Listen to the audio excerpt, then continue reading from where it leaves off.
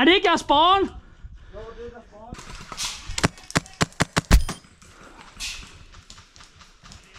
Ja, super show. Hello YouTube. So, what's up? Today we're gonna be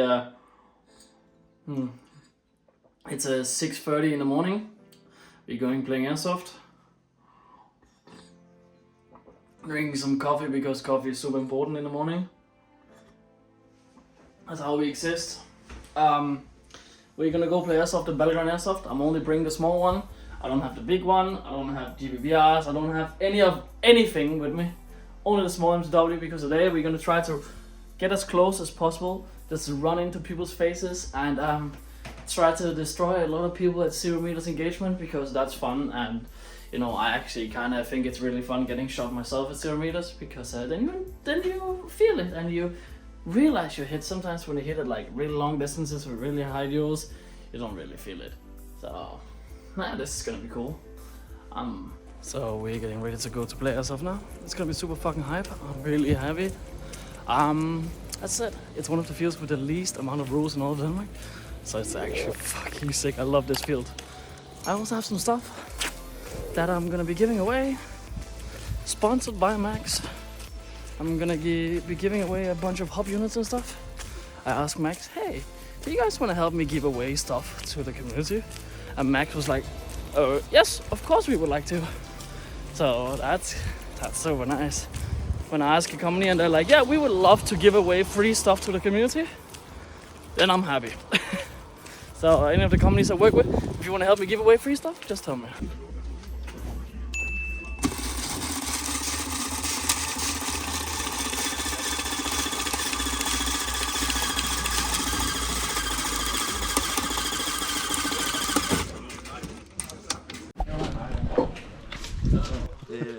Opgraderede træer, de skyder tilbage nu. Thank you for joining, and we're going straight into first round, which is team deathmatch.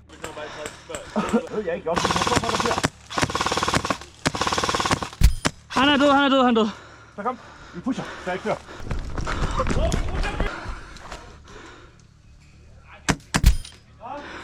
I'm trying to play around and I have 0 engagement, and I'm gonna try to get up close and execute them.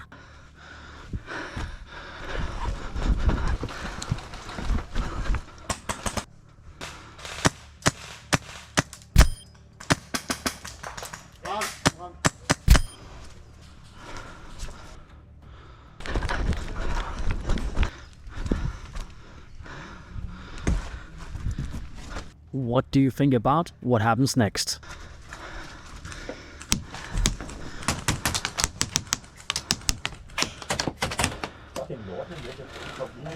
Ja.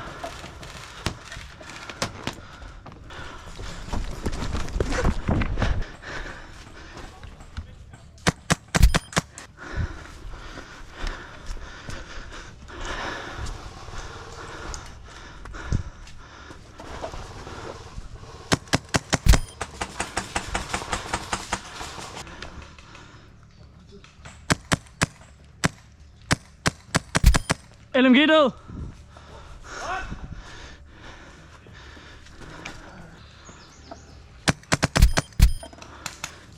Skal vi løbe op, eller hvad?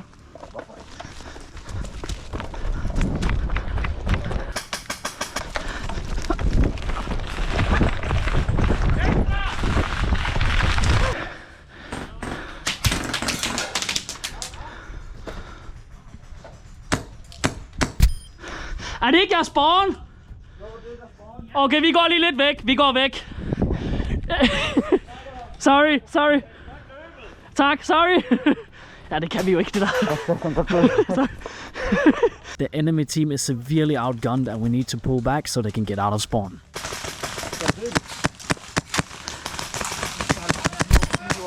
Han er død. Nå. Godt så. Jeg går lidt tilbage.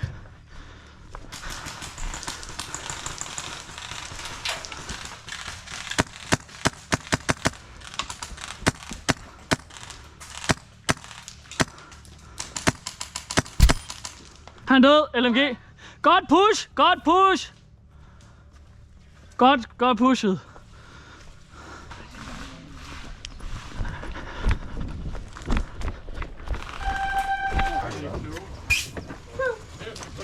Må jeg sætte Maggie i nu, uden at blive smidt ud? Nej, din skide sociale taber. Det er faktisk en af de sjoveste film, jeg nogensinde har lavet. Det var totalt helt uprovokeret. Jeg ved ikke engang, hvem det er. Det var også, fordi du spiller amerikansk. Amerikansk hvad? Det var inde på... Der var lidt debat inde på... Nå! Nå ja. Du spiller jo amerikansk, men du fucker amerikansk. Spiller jeg amerikansk? Du prøver at sige. Nej. Nej. Jo, det gør du, Kasper. Og slap af din YouTuber, hvor du kamera på.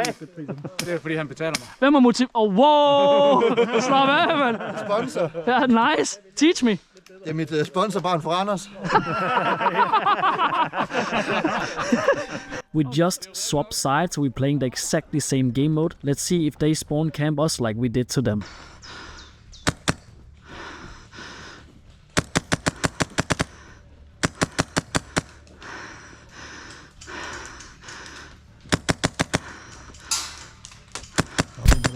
Det gør du bare.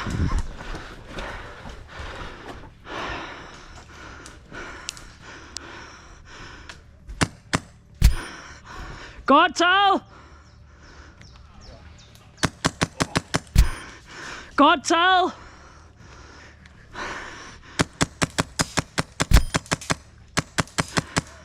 Godt taget!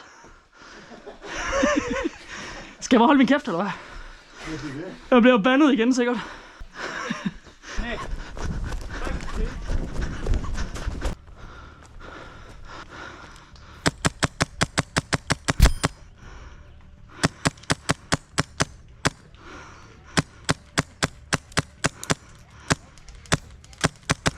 I guess not. We are already in their spawn. Det er jo heller ikke sjovt, det her. Nå, men lad os gå en tur. Hvor skal vi gå hen? Rundt om.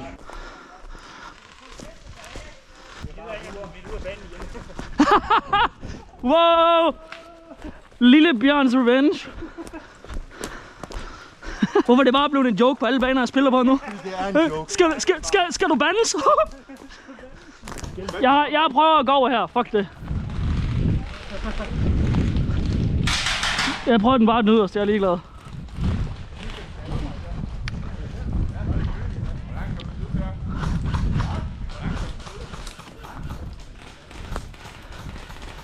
Bliver vi bare knæppet, når vi løber over det? Ser sådan ud. Men kunne det være sjovt? Ja. Nå, men jeg går lige tilbage til spawnen, eller langt væk jo. Well, I guess that's what happened when you're nice. You get shot in the dick. Anyways, let's push again.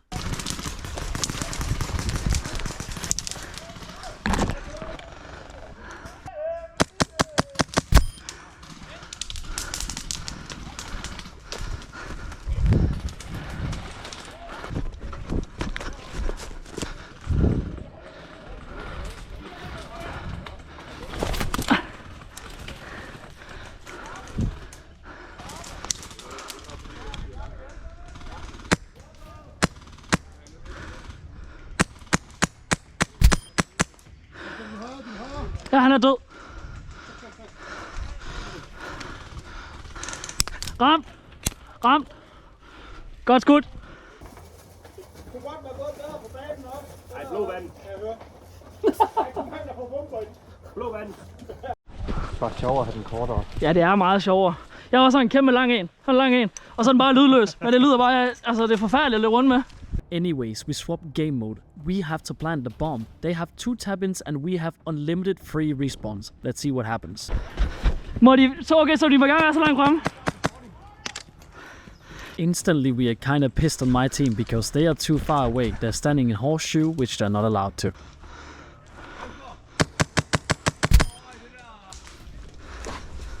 Remember, the enemy only have 2 respawns. Check how many times I shoot the same person and write in the comments.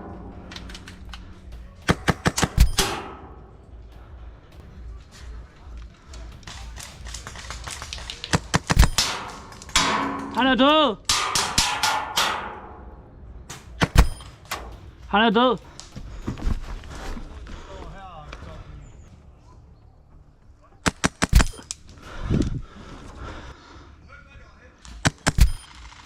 Han er død!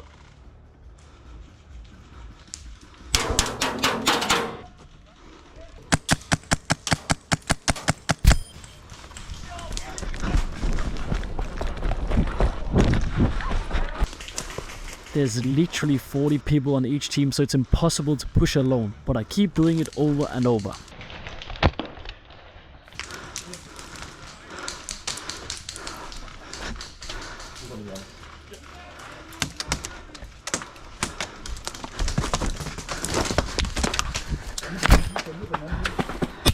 Jeg har også ham nu. I keep throwing myself at the meat grinder because I want to win.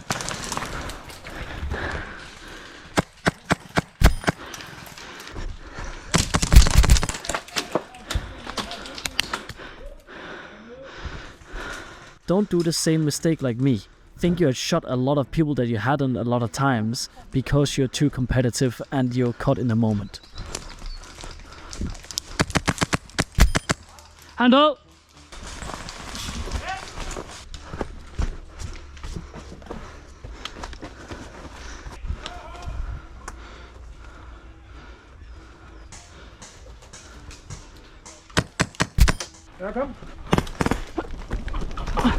What you see right here in this video is the furthest my team ever got, and we lose the round. But watch what happens next. Vi må spawn her, ja. Det bliver rigtig dejligt for dem. Vi lukker dem bare her fuldstændig ligesom de gjorde. Og så regner vi med, at der er en masse, der går den vej også. Nå ja, men vi må vel gå lige så langt ned som dem. Ned til Hank, over til bunkeren med flaget i derovre. Så vi må ikke gå ind i hesteskoen, som de gjorde? Nej, det har vi ikke. Vi skal ud, så er det nu! Hvorhen? Jeg skal herned, jeg er ligeglad, det gjorde de også. De kommer ikke så meget, hva'? Ja. Nu kommer det. Bare vent med at skyde. Jeg skal vente. Du siger bare til. Nu.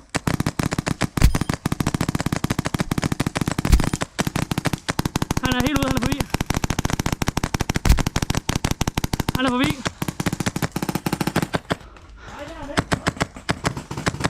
Han er helt ude af hestesko. Kan du ikke ramme sig, eller hvad? Han er inde i hestesko. Han er ramt. Since the enemy absolutely destroyed us before, now it's our turn.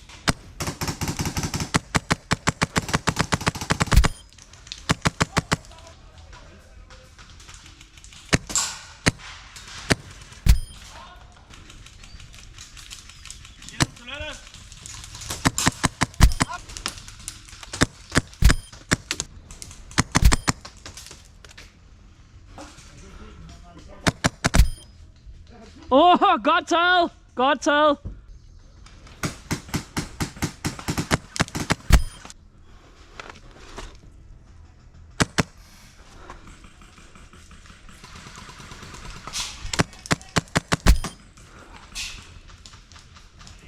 Ja, sur show. De gjorde det for os, nu kan vi gå ved dem, hva'? Halløj! Oj. Hvis du ikke laver et dolphin dive, så gider jeg ikke. Rigtig Call of Duty mode. Fuck, hvor er det lækkert. Jeg har bare sådan vinklen til at støtte mig, så jeg kun bruger en hånd. Han døde derovre. Ud af hesteskoen! Det skal vi se her. Oj, der bliver godt nok skudt. Since we are destroying them and I'm trash talking them, things are starting to heat up. Wow! Er der en, der er død?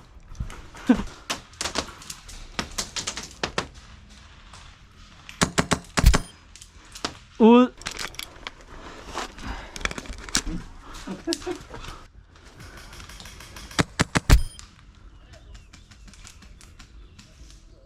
Det lyder fandme til, at den giver en slag, altså en knald, den der. Det gør den også, men jeg skyder også med pikketunge kugler. Ikke mere for dig, farvel. Han er lige der, kom så. Oj! Ud! 2, 3 på en gang.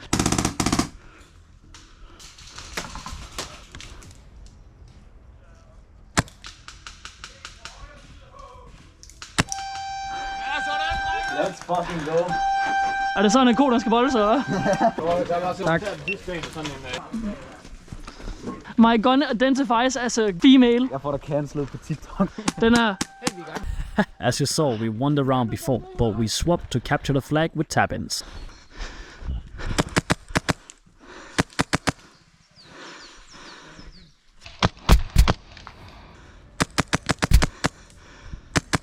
Er han ikke ramt, eller hvad? Ramt! Nå ja, det.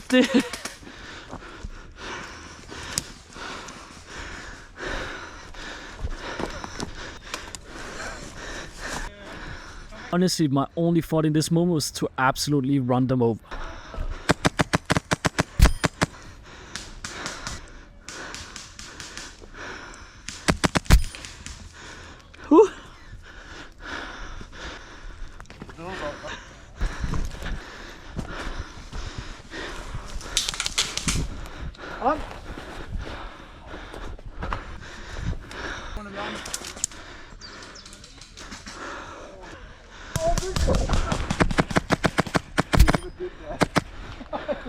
Jeg har så ondt i min røv.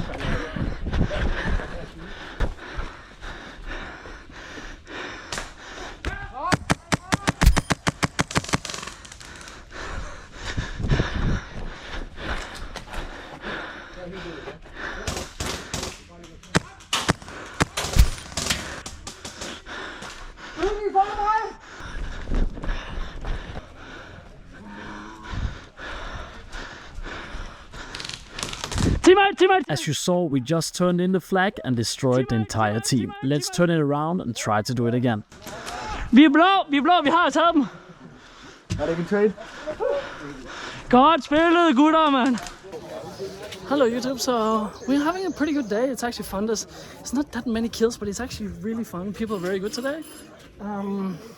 We did something called giving away max products. I'm giving away hop-up units. Comment on the video and there's a chance of you winning a hop-up unit. And you can choose yourself. Just so you know. Mommy, get the camera. I'm famous.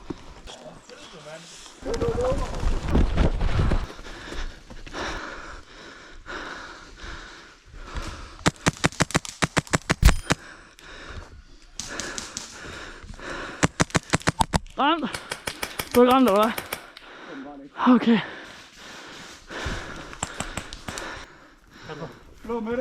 Var klar.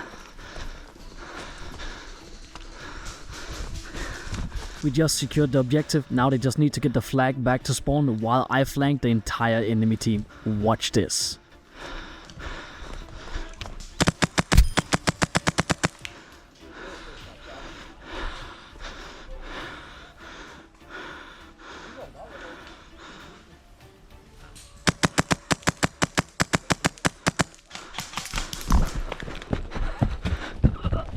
Bare lige nu forbi. Jeg skal lige væk.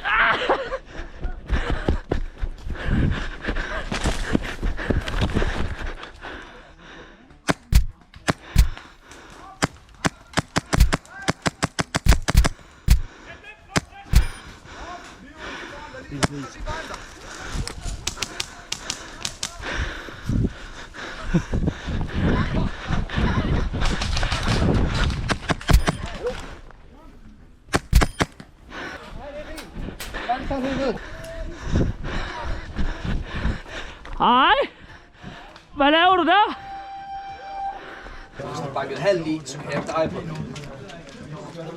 So this is my setup today. The balaclava, NB tactical, like this. But it's too humid and it's rainy, so everything fucks no matter what. Look, so everything fucks. But it's been okay-ish, not perfect, but okay. I think a feedback to this: the foam should be plastic instead, and wider like holes. So maybe. This is the last round. Who wins this takes it all, and we're playing tag in.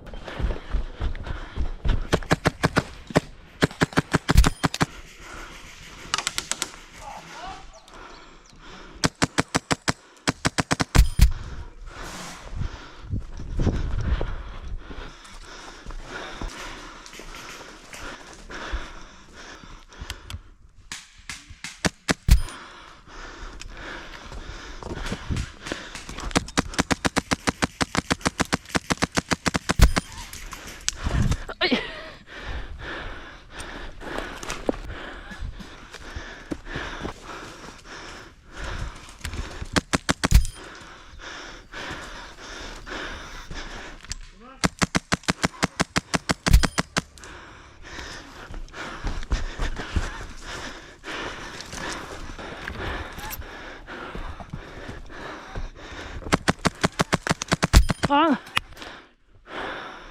Okay, du skal have mange skud her. Blå medic! Ah.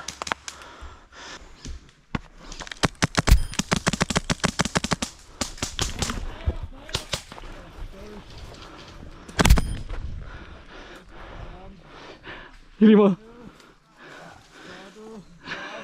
Jeg har mit sidste liv. Godt spillet.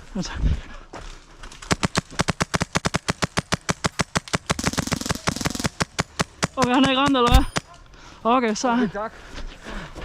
Det kommer ud.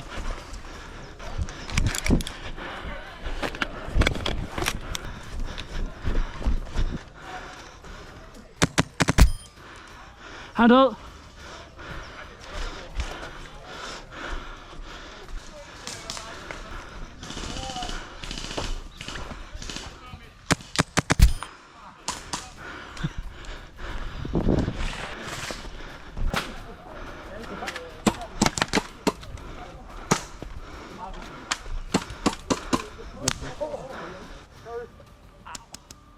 I ended up getting taken out by my teammate, but my team managed to complete the objective and eliminate the entire team. Thank you everyone for watching today's video. I truly freaking appreciate it, and please leave a like, leave a comment, maybe become a channel member and support the channel in the future with the future content. Anyways, I love you all and see you next time. Peace.